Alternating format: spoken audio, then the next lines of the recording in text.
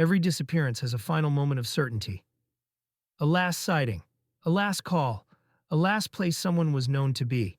The last known tells real true crime cases using only the facts. Let's start with the date. June 3rd, 2011. I mean, for some of us that feels like a lifetime ago, but for the people involved in this story, I have to imagine it's a day that's just stuck on an infinite, terrible loop. It really is. And you have to picture the scene. We're in Bloomington, Indiana. A classic Big Ten college town. Exactly. The semester's just wrapped up. That pressure cooker of final exams is finally gone. And the town has that. You know, that specific, warm, kind of humid feeling of early summer. Yeah, where everything slows down. It's that kind of night. The kind of night where the rules feel a little suspended. It's got a deceptively safe atmosphere, I'd imagine. Oh, absolutely. When the bulk of the students go home for the summer, the campus kind of shrinks on itself. It feels more intimate. You feel like you own the streets. Right. You're with your friends. You're young. You feel invincible. Totally invincible. And walking right through the middle of this scene is Lauren Spierer. She's 20 years old, a student at Indiana University. And she's not from there originally. She's from Scarsdale, New York, studying fashion merchandising. And every single thing I've read about her, every source we pulled for this deep dive, it all describes her as this absolute spark plug of a person. Mm-hmm. A huge personality. Huge, but physically tiny. And I mean really tiny, like 4'11". And that detail, her physical description, 4'11", maybe 95 pounds soaking wet. That is such crucial context for everything that happens later. Why do you say that? Because we're not just talking about a young woman. We're talking about someone who, physically speaking, had almost zero defense mechanism against the world if things went sideways. She was just incredibly vulnerable. Incredibly vulnerable, just by virtue of her stature alone. So, okay, here's the setup. It's 4:30 in the morning. Lauren leaves a friend's apartment. The absolute middle of the night. And she's barefoot. Totally barefoot. She has no phone. No phone. No purse, no keys. Just nothing. Nothing. And she's trying to walk to her own apartment, which is at the Smallwood Plaza. It's only 2.5 blocks away. 2.5 blocks! I mean, in a college town, that is a distance you don't even think about. It's a 3-minute walk. You can probably see the next building from where you're standing. And yet she never makes it. She steps out of that apartment, she turns a corner, and she vanishes. And vanishes is the right word. I don't use it lightly. I mean, there's no forensic trail, there's no body found in the woods a few days later, there's no confession, nothing. At the black hole. And it is now February 3rd, 2026. We are closing in on 15 years since that night. And we still don't have the one thing that usually breaks these cases. A physical trace. Any kind of evidence. Anything. And that is the absolute nightmare scenario for investigators, for the family. Usually you find a shoe. You find a phone pinging a tower. You find a witness who heard a scream, something. But in the Spierer case, the silence is just deafening. But, and this is the but that drives everyone who follows this case absolutely crazy, we actually know more about the minutes leading up to her disappearance than we do in almost any other missing persons case. That's the paradox we're diving into today, isn't it? This isn't your typical whodunit where we have no suspects and no timeline. We have an agonizingly detailed, minute-by-minute timeline right up until the moment the shutter just comes down. We know who she was with. We know what they were drinking. We even know about the arguments they had. Which is exactly why we're here. We aren't just going to retell the true crime story you might have heard 5 or 10 years ago. We are looking at this through the lens of 2026. Yeah, and we've got a stack of sources that give us a completely different vantage point. We're looking at some of the recent reporting from the 14th anniversary, but I think more importantly, we're looking at this 2024 book by a journalist named Sean Cohen. It's called College Girl Missing, and it blew the lid off some of the official stories that have been circulating for years. And we are going to get into the weeds, the deep, deep weeds of the civil court documents, because there is a massive difference between what you as a person think is justice and what the law actually defines as liability. And we're going to talk about why those lawsuits, the ones the Spierer family filed against the men she was with, why they failed. And I want to warn you, the legal analysis we're going to get into later on, concepts like proximate cause and duty of care, it's going to be frustrating. It's going to make you angry. It probably will. But it explains why, almost 15 years later, nobody is in handcuffs. And on top of all that, we have to talk about the internet's favorite rabbit hole for this case, the FBI Freedom of Information Act requests, and this This potential connection to the serial killer Israel Keys. Which is a lot more than just some random conspiracy theory when you actually see how the FBI responded to those requests. Okay, so let's get into it.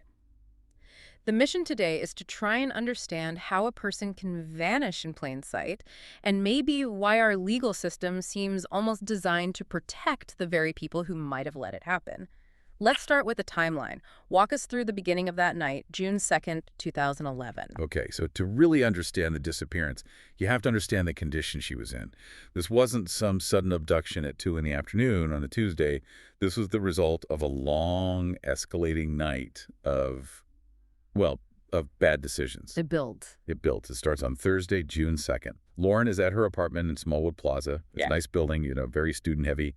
And she's just hanging out, watching the NBA playoffs. Miami Heat versus the Dallas Mavericks. Simpler times. Much simpler time. She's drinking some wine with friends. It's super casual. She has a boyfriend, Jesse Wolf. They've been together for a while. They actually met at a camp in Pennsylvania years before. So it was a serious relationship. It seems so. And Jesse is at his own place that night. And here is the first critical detail of the timeline. Lauren texts Jesse that she's going to bed. Okay, so she sets the expectation, I'm in for the night. Exactly. And this establishes Jesse's initial alibi. He thinks his girlfriend is asleep. He has no reason to worry about her, no reason to check on her until the next morning. But she doesn't go to sleep. She does not. Around 12:30 a.m., so now it's technically Friday, June 3rd, she seems to get a second wind. She leaves her apartment and she heads over to a neighbor's place in the same complex, a guy named Jason Rosenbaum.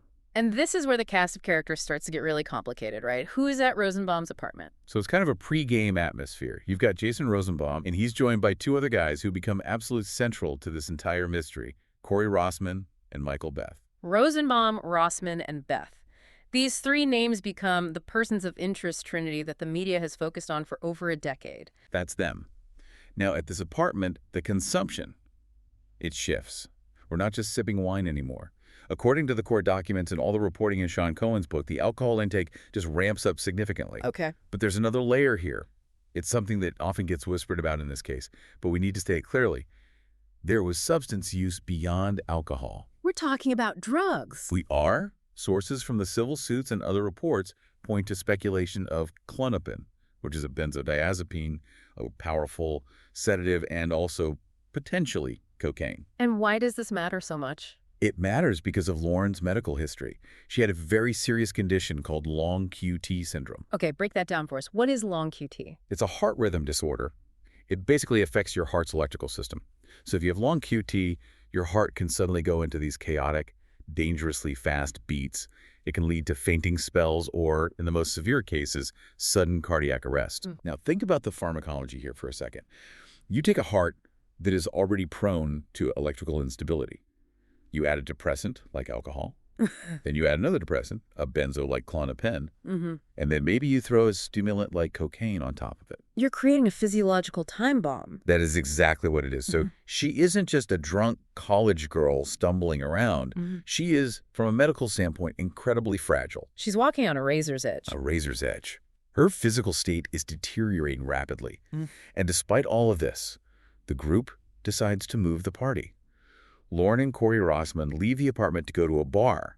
They head to Kilroy's sports bar. Kilroy's, if you know Bloomington, you know Kilroy's. It's an institution. It is.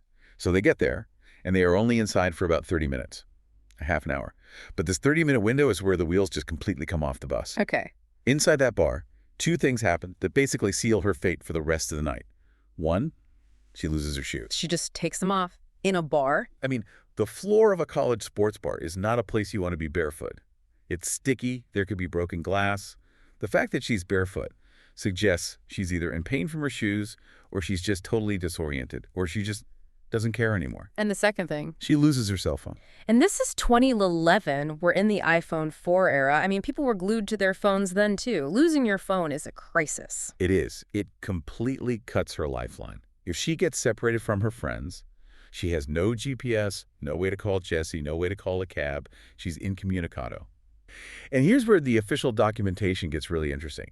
We actually have the report from the Indiana State Excise Police. The police that regulate bars. Exactly. And they cited Kilroy's months later, specifically because of what happened this night. For serving her. They were cited for furnishing alcohol to a minor. But the report notes a specific failure.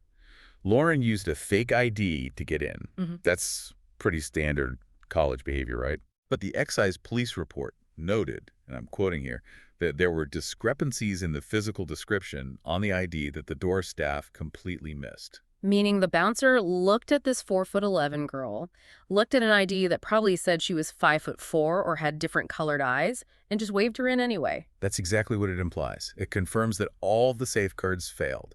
She was visibly intoxicated, she was using a bad ID, and she was still let in to drink more. So by the time they leave Kilroy's, she's well past the point of no return. So they leave the bar. It's late. She's barefoot, no phone. She's with Corey Rossman. Where do they go? Do they finally go home? They head back toward her building, Smallwood Plaza, and this is where the timeline gets violent. They get inside the building. Lauren is stumbling badly. Rossman is, helping her or maybe dragging her, depending on how you interpret the security footage. And they run into another student right there near the elevator. And this student knows Lauren. He's actually a friend of Jessie Wolf, her boyfriend. And this guy sees Lauren in this state, just wasted, barefoot, hanging off this guy. And he gets aggressive. He's protective. He reportedly confronts Rossman. He says something like, "What are you doing with her? You're not taking care of her." An argument starts. A fight breaks out. And Corey Rossman takes a solid punch to the face. Okay, I want to pause here because this punch becomes the absolute pivot point for Rossman's entire legal defense later on, doesn't it? It is his get-out-of-jail-free card. It is everything. Rossman claims that this punch caused him to suffer amnesia for the rest of the night. The whole rest of the night. His story is, I got hit, and the next thing I remember is waking up in my bed the next morning. I got punched and I forgot everything. I mean, I have to be the skeptic here. That sounds incredibly, incredibly convenient. Look, it is medically possible to have a concussion that wipes out your short-term memory. It happens. However, in the context of a missing person investigation, where he is the last person seen with her in that location, it creates a black hole of information right where you need it most. He claims he remembers nothing after the elevator. Nothing. But the night didn't end at the elevator. That's the crazy part. No. And this is probably the most baffling part of the whole timeline. They are standing in Lauren's building. Her apartment is just upstairs. Her bed is right there.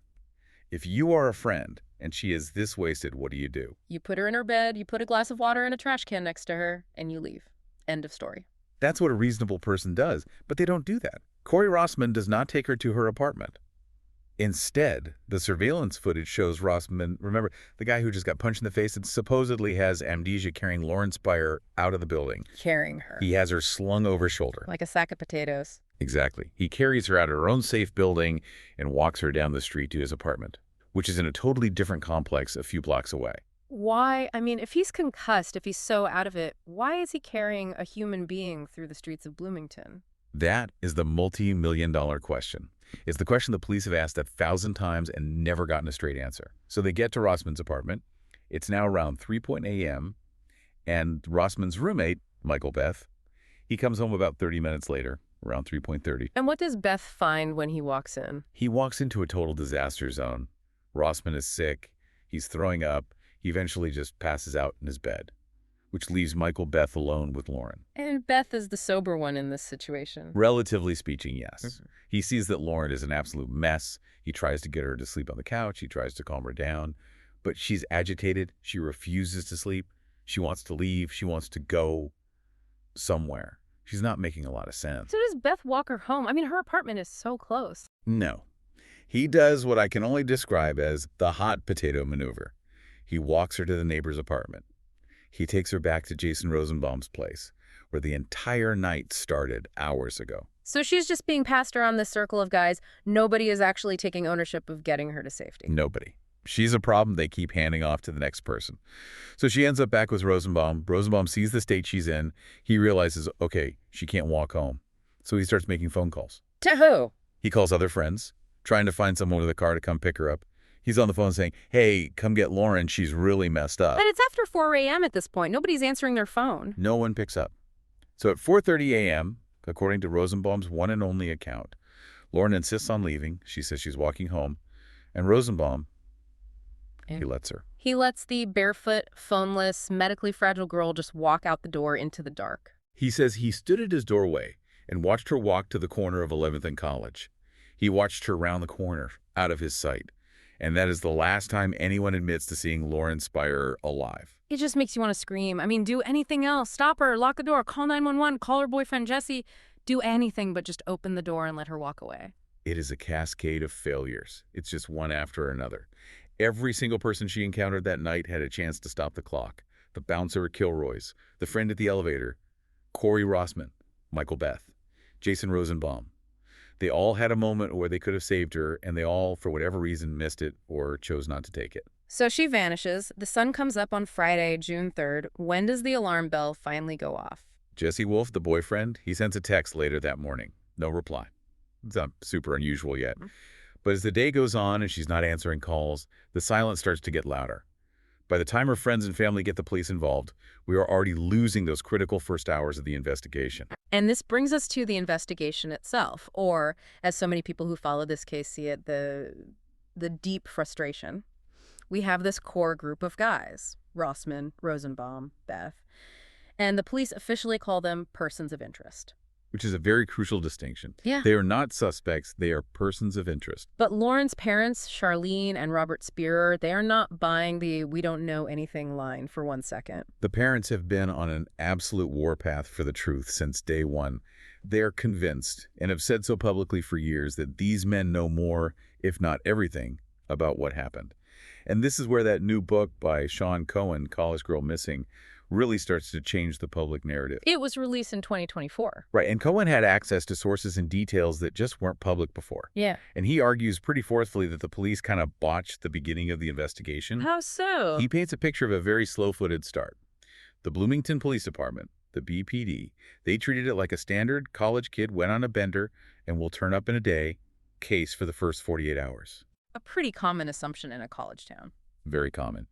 But by the time they realized this was a potential abduction or even a homicide, that critical window had slammed shut. The men had all lawyered up. Let's talk about that phrase, lawyering up, because to the public, it looks like an immediate admission of guilt. If you're innocent, why do you need a high-priced criminal defense attorney? That is the court of public opinion, 100%. But in the actual court of law, it is the smartest thing you could possibly do. These were young men from wealthy families, and their parents did exactly what any parent with those means would do. They hired the best legal protection money could buy and told their sons, do not say a word to anyone. And Cohen talks about the polygraph issue in the book. This part is fascinating. So the police wanted to polygraph all the guys. Their lawyers, of course, said absolutely not. Instead, the families paid for private polygraphs to be conducted. Okay, explain the strategy there. What's the point of a private lie detector test? It's completely risk-free for them. You take the test in a private office with your lawyer present. If you pass, you wave the results in front of the media and the police and say, look, I'm innocent. Here's the proof. You hand it over. And if you fail? Attorney-client privilege. You bury the results in a file cabinet and nobody ever knows you even took the test. It allows you to test your own story and see if it holds up, but without any risk of the police finding a crack in it. That is grimly brilliant. It's high-level legal maneuvering. But Sean Cohen found something in his research that directly challenges the story that those lawyers were so carefully protecting, specifically about Corey Rossman and his supposed memory loss. The punch. The punch. Remember, Rossman's entire story hinges on the idea that the punch at the elevator wiped his memory. He claims he was basically a zombie from that point on. Right. Incapacitated. Well, Cohen dug into the phone records. And the surveillance footage and cell tower data show that around 3:00 a.m., while Lauren is supposedly either collapsed on a curb or being carried by him, Corey Rossman is on his phone. He's making a call. He is making a call to a female friend of his in Massachusetts. Wait a minute. He's not just fumbling with his phone. He's having a conversation. The records indicate that a call connected and lasted for a period of time. Now just think about that for a second. If you are so concussed that you have retrograde amnesia, are you really cognizant enough to scroll through your contacts, find a friend who lives in a different time zone, dial the number, and hold a conversation? No way. It completely undermines the "I was too out of it to know what was happening" defense. If you can talk to someone in Massachusetts, you can talk to the police. It suggests very strongly that the memory gap might be a bit more selective than he claimed. Mm-hmm. And Cohen goes even further. He alleges that there was coordination between the men even years later. Coordination in what way? Like getting their stories straight. Cohen claims that years later, when he was writing the book, he managed to make contact with Rossman. And almost immediately after that contact, Jason Rosenbaum suddenly agreed to talk to him. The timing felt suspicious. Extremely. It suggested to Cohen that they were still communicating behind the scenes, potentially checking with each other. This reporter is asking questions. What are you saying? What should I say? It really feels like a conspiracy of silence. It feels that way. But feeling something and proving it in a court of law are two completely different worlds. And that brings us to the massive legal wall that the Spierer family slammed into. Right. They couldn't get a criminal trial because there was no direct evidence of a crime, no body, no weapon, no confession, so they went the civil route instead. The case is Spierer v. Rossman. So this is where we need to really unpack the legal system. Why did the parents sue? I mean, was it for money? No, absolutely not. They didn't care about the money. They wanted one thing: discovery. Okay, explain that for the non-lawyers listening. What is discovery? In a criminal case, you have the Fifth Amendment. You can sit there and say nothing, plead the Fifth. Yeah. In a civil case, for the most part, you don't have those same protections. You can be subpoenaed. You can be forced into a deposition. So you have to talk. You have to sit in a room under oath and answer questions from the other side's lawyers. If you lie, it's perjury, which is a crime. If you refuse to answer, you can be held in contempt of court. The Spierers sued these men to force them into a chair and make them talk, under oath. They wanted the phone records, the text messages, all the details of that night. It was a fact-finding mission that was just disguised as a lawsuit. Precisely. And they sued them on two main grounds: negligence and something called the Dram Shop Act. Dram shop? What's that? It's kind of an archaic term. But basically, the law says if a bar, or in some states, a social host, provides alcohol to someone who's clearly intoxicated and that person then goes out and gets hurt or hurts someone else, the provider can be held liable. So the Spierers' argument was, you guys kept feeding her drinks when she was already gone? You created this danger. You are responsible for what happened to her. That was the core of their argument. But they lost. The case was thrown out. Dismissed completely. Dismissed on what's called summary judgment. The Seventh Circuit Court of Appeals upheld the dismissal. And the reasons why are just a masterclass in how cold and calculating the law can be. Okay, so let's break it down. What was the first reason the judge said no? The first and maybe biggest hurdle was a legal concept called proximate cause. Okay, define that for us. To win a negligence lawsuit, you have to prove a direct, unbroken chain of events. A leads to B, which leads to C. So in this case, the argument is you gave her the drinks, A, which made her dangerously drunk, B, which caused her to what? Die. But how did she die? That's the missing link. That's the C. Without a body, you can't prove the cause of death. Did she stumble into a construction site and fall? Did she have a cardiac event from the substances and fall into a creek and drown? Or did a stranger grab her off the street? And that stranger danger theory is actually what saved the defendants in court. Ironically, yes. The defense lawyers argue that if a random serial killer or some predator grabbed Lauren off the street, that is what the law calls an intervening criminal act. Meaning, okay, we might have gotten her drunk, but we didn't cause the serial killer to be driving down that specific street at that exact moment. You've got it. Unless the abduction was somehow foreseeable, which legally a random kidnapping is almost never considered foreseeable, then the chain of causation is broken. The judge ultimately ruled that the parents could only speculate on the cause of Lauren's injury, and you cannot win a lawsuit based on speculation. That is infuriating. The fact that she is so missing that there is absolutely no trace of her is the very thing that protects the people who might be responsible. Yeah, the perfect, tragic, legal catch-22. The more effective the disappearance, the harder it is to prove liability. But the second legal concept the court used is even more important, I think, for everyone listening to understand. It's called duty of care. This is the whole am I my brother's keeper question, legally speaking. It is. The court had to answer a fundamental question. Did Corey Rossman, Michael Betts, and Jason Rosenbaum have a legal obligation to keep Lauren safe? I mean, morally, most people would scream, yes, of course they did. They were her friends. Morally, absolutely. But legally, the court said no. Indiana law, like the law in many states, makes a big distinction between a special relationship, like a parent and child or a teacher and student, and what they call social peers.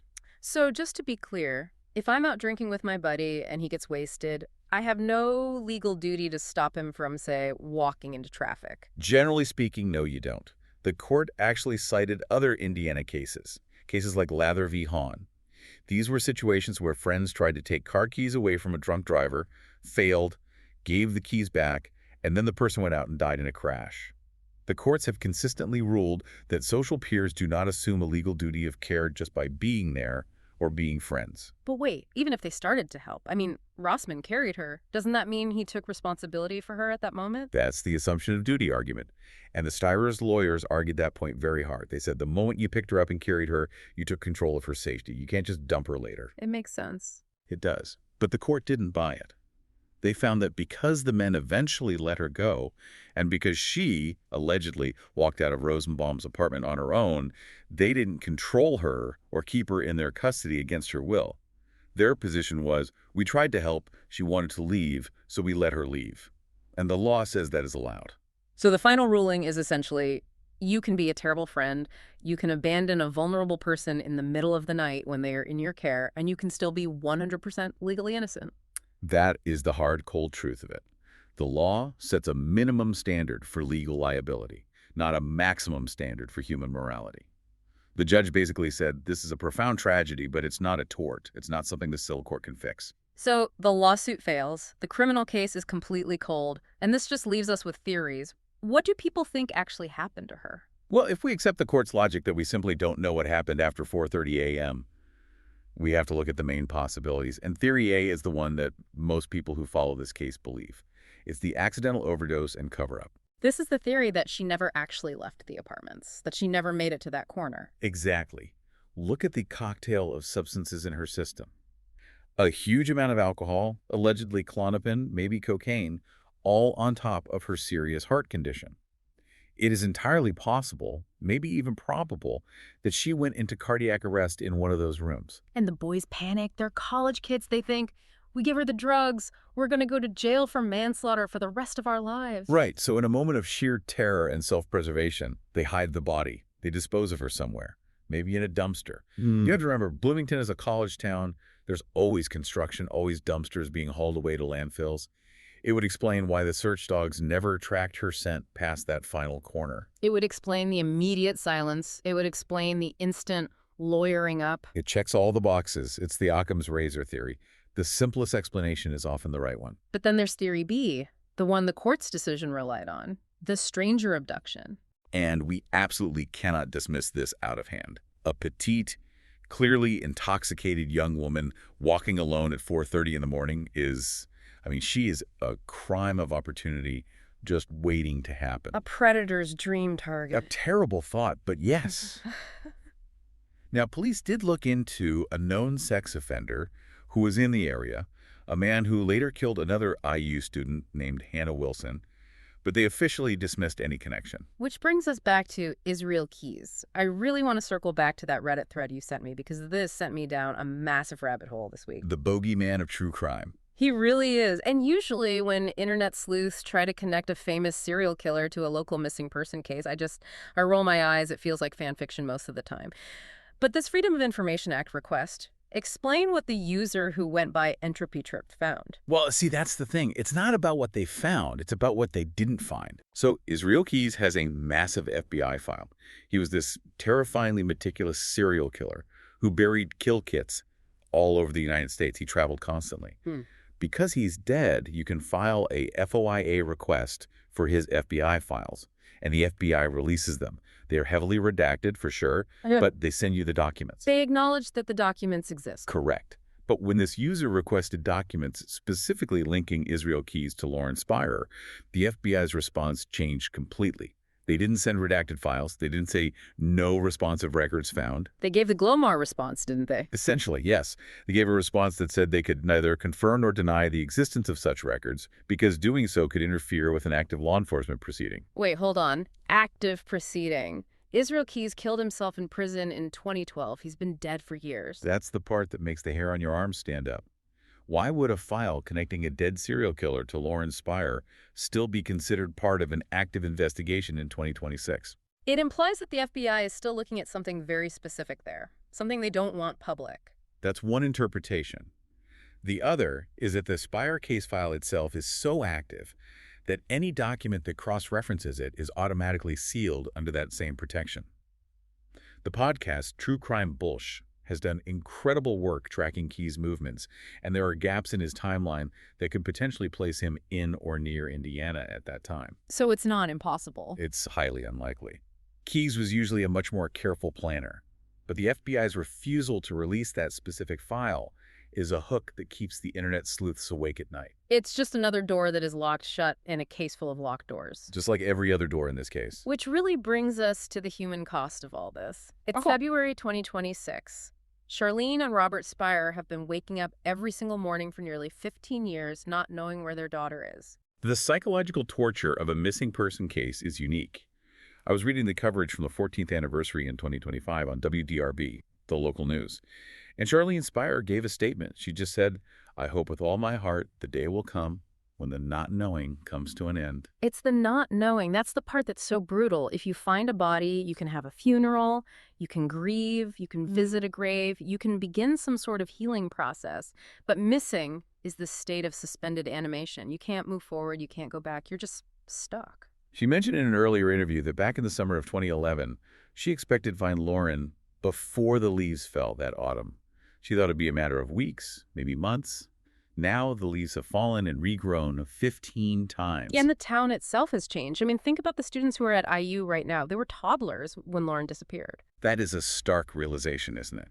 To the current student body, Lauren Spierer isn't a peer. She's not a classmate they might have known. She's a legend. She's a ghost story. She's the warning they get told during freshman orientation. Don't walk alone at night. Remember Lauren Spierer. The IU source we looked at had quotes from current students, and one of them said, "I think twice before I go out at night. I think twice before I trust someone to be my friend." Wow. That is a heavy, heavy legacy. She changed the culture of the town. She changed how young people view their own friends and their own safety. The Bloomington police still say the case is very active. They say they've received over 3,000 tips to date. But 3,000 tips and 0 arrests. It feels like they're searching for a needle in a haystack, and we're not even sure if the needle is still in the barn. The hope, and this is really what the Sean Cohen book was trying to do, is to shake the tree. Because relationships change over 15 years. Allegiances fray. Right. These guys aren't college kids anymore. They're men in their mid-30s. Maybe they're married now. Maybe they have daughters of their own. Maybe a former girlfriend knows something. Maybe an ex-roommate from back then heard a drunken confession one night. The hope is that the loyalty that held that group together in a bond of silence in 2011 has eroded over time.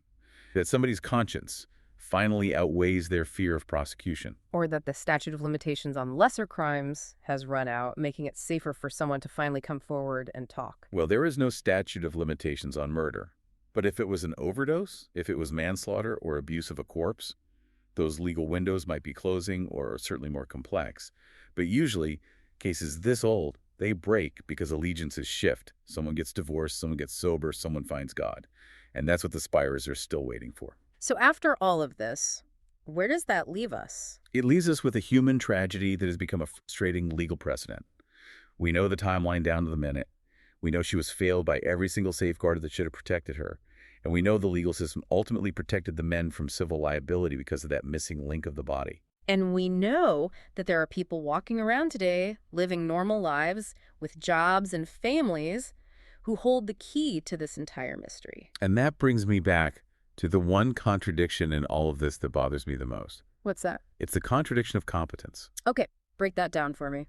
The defense and the public narrative for years, it all relies on the idea that everyone involved was just too drunk to remember, too drunk to make good decisions.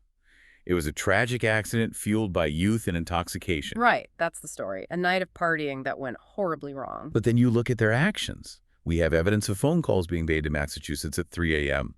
We have evidence of high-powered lawyers being hired within 24 hours. We have evidence of private polygraphs being strategically arranged. We have evidence of potential story coordination for years. These are the actions of sober, calculating minds. Or at the very least, minds that are functioning at a very high level of self-preservation. Exactly. So here is the provocative thought that I think we should end on.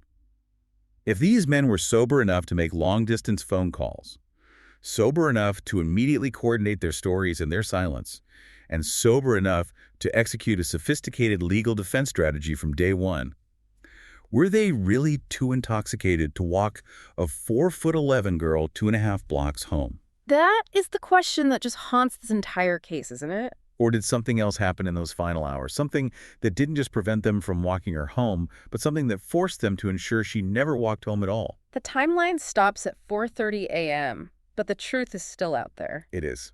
And someone listening to this right now might know what it is. If you know anything, and we mean anything, no matter how small you think it has been nearly 15 years. It is time to end the not knowing for this family. You can contact the Bloomington Police Department. Their number is 812-339-4477. Even the smallest detail could be the piece that finally finishes the puzzle. Thanks for joining us on this deep dive. We'll see you next time. This was the last known. The facts are limited. The record ends where the answers disappear. Until more is known, this case remains unresolved.